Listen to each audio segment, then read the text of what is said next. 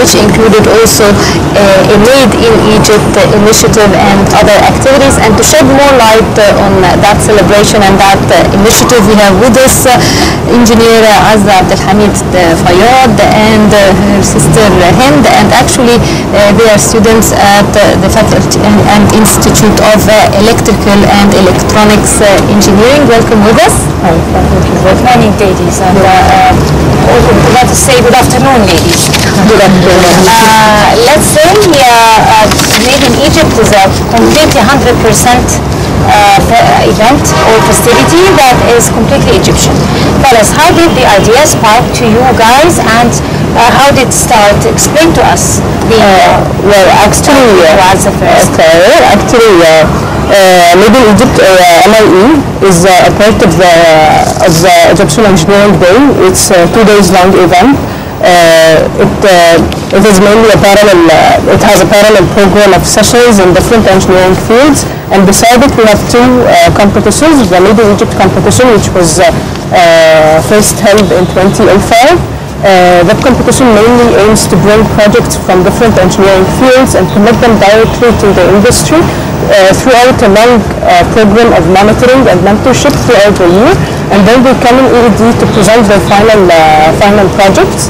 We have also another competition, which is the EED competition. This competition includes engineering projects from different fields as well, and it also has the energy track this year. The EED General and Energy competitions are open for all engineering students, while MIE is just focusing on the graduation projects. So how many universities are taking part in that event? EED started in 2002 with the participation of 10 Egyptian universities, and now we reached to 27 universities participating in EED as exhibitors or participants in the general competition and MIE, and as well in the program or the parallel program to EED. Tell us, what are the objectives of this program, and what is it aiming at? Well, the Egyptian Engineering Day mainly aims to bridge the gap between all that we study in college in different engineering fields and the industry and the market needs, because we always face this problem. We work into the technical projects, the graduation projects, and we're a bit far away from what the market is looking for. So EED mainly aims to bridge this gap and bring together students from all Egyptian universities to be able to meet investors and professors from different research institutions to find real opportunities to actually implement their projects or even complete the research, find opportunities for further studies. So EED is a platform for all those students and investors and academia experts to come together and discuss the real-world challenges that they're facing, and we focus more on the challenges that Egypt is facing, so that these projects could actually reflect a real solution to the world problems and the energy problems that we're currently facing. Now, out of the many projects exhibited at that competition, which one really you liked when you looked at?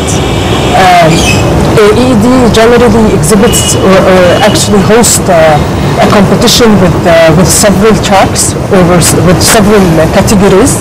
It includes embedded system categories, electrical engineering, mechanical engineering, and also for the energy track. I think Isaac could pretty much tell us more about the EED competition. It includes almost or covers almost all the engineering tracks or the engineering fields. What's really interesting on site when we find especially projects from robotics and mechanical engineering, we have the biggest prototypes among the other projects, and it's really exciting to see those participants while they're setting up their prototypes and getting ready for the judging and for their presentations. And the more exciting part is actually when we find those those participants in the closing ceremony, all meetings and all the results, that's actually my most special part of the event. I was really amazed to find out that you are in your second year of college, right? Yeah, we are in second year. It was a surprise for me, and I was impressed by both your characters. So, do you think that people like you and people in the first year and sophomore and all, the beginning of all the years of universities, would be able to come up with creative ideas? And do you think that institutions in the government and in universities should be doing their best at full force to be able to encourage them and motivate them, because an outcome might come at an early age? Yeah. You would like to answer that? Yeah, sure. We are not the only young volunteers in EED. EED actually is actually operated by more than 150 volunteers. Most of them are undergraduate students. And I think, yes, of course, if we could actually, if you could successfully bridge this gap between academia and industry through what we are actually doing in EED, and to receive more support of the governmental sector and also the private sector, this will help students and more participants to have innovative ideas. To have the innovative ideas implemented by the support of governmental and private sector. Actually, every year Egyptian Engineering Day is supported by CIT, and Egypt section is always supporting different activities. Actually, Egypt section operates two major affinity groups. This is the IEEE Young Professionals Group and IEEE Women in Engineering Group. We have a series of events, but EED is the biggest event we actually hold throughout the year. For every year, we actually find investors and sponsors from different sectors, governmental sectors, as well as other sectors supporting our initiatives. And the good thing is that we find those participants in EED different competitions having their own projects implemented on real life. They are competing with startups right now. So that's exactly what we're hoping to continue and what we're hoping to sustain for the upcoming years of EED. Now, would you tell me your roles as members of the organizing committee for EED? Each of you must have had a certain role in the preparation.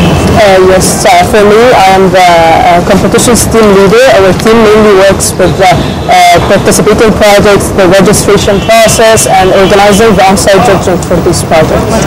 Yeah, I'm the program team lead. We are responsible for arranging a series of lecture sessions, panel discussions, and workshops in the 2 days event at EED. Our role is actually to communicate with the participants, with the visitors, with the speakers. We design the sessions and design the program, and start contacting and start communicating this program with different entities as well as individuals. Right. Tell me, as you are a team leader, do you think what could be practiced in universities and colleges could be practiced in real life? I mean, if you become a team leader, people could be better working in teams.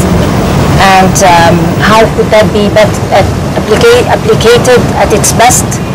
I mean, how are you going, in other words, to implement that in practical life when you graduate in short? Well, actually, I think this leading position in EED this year has given me the most rewarding experience so far, because I got the chance to work with people from different universities, but we're all having the same goal, the same vision to bring EED a powerful competition.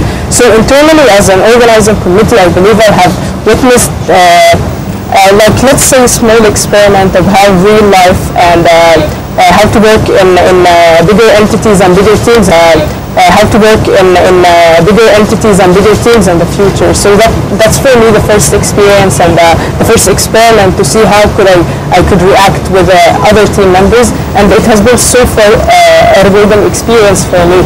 As externally, as we're dealing with different teams from different universities who are actually applying for the EED competition, I believe one of the most powerful projects come with bigger teams in EED. the bigger the team and the more effective they get and they work together, they could actually bring a winning project at the end of the competition. Well, your institute is actually sponsoring a program called Future City for school children from between 6th to 8th grade. Do you know anything about it, and would you tell us more about that project? Actually, under the umbrella of EED, we have we have actually three major events. We have Future City, the national competition of Future City, as well as Made in Egypt, and the Egyptian Engineering Day, as we talked, the conference and the parallel competition. So mainly, Future City was held in the previous years for school students from different governorates, and they come in EED final competition to present their projects. They had 2 to 3 days training programs in the previous years, but for this year the EED will only have MLE contestants as well as the Egyptian Engineering Day conference. Right. Rasha was asking you about the school students. What about the students in universities? How do you play a role model as people who are taking initiatives in such festivities and such gatherings at your first years in universities? I mean, how do you set a role model for other students? The people who are not participating with you? Sorry, I don't really get. How do you set yourself as a role model to other students in universities who are not participating? I mean, who do not usually get engaged in such events? Actually, the IEEE is. Do you also communicate with students like that? Yeah, actually, the whole process starts. We have the IEEE Egypt section. It has several student branches in each university, around 30 student branches in each university. Through these student branches, we start to communicate with other students in the university. For example, University of Alexandria, we have one of the most powerful student branches there. We actually start communicating these sort of events, exhibitions with the students there, and tell them, and let me say that the student branches are actually the channels to which the EED is transformed, or is actually transmitted to people in university. This is through sessions and workshops and somehow events and registration events in universities. Actually, EED doesn't only exhibit visitors and participants from Cairo or Alexandria, and we have participations from other governorates and other universities. This participation is not actually just the participation in EED competitions, but also our visitors. We have for the last year we have more than 5,000 visitors in EED. I guess this exposure we have and the networking sessions that is being held after each presentation and each session for our speakers are the best channels for the public and for emerging engineering students just like us to experience this transformation that we're trying to deliver, and to actually get engaged with investors from different sectors to just go wider than the ideas of college and study and just graduation. They look really beyond this.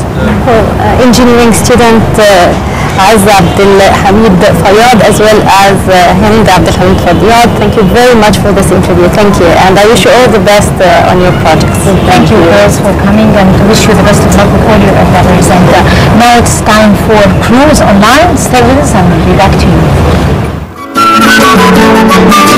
you.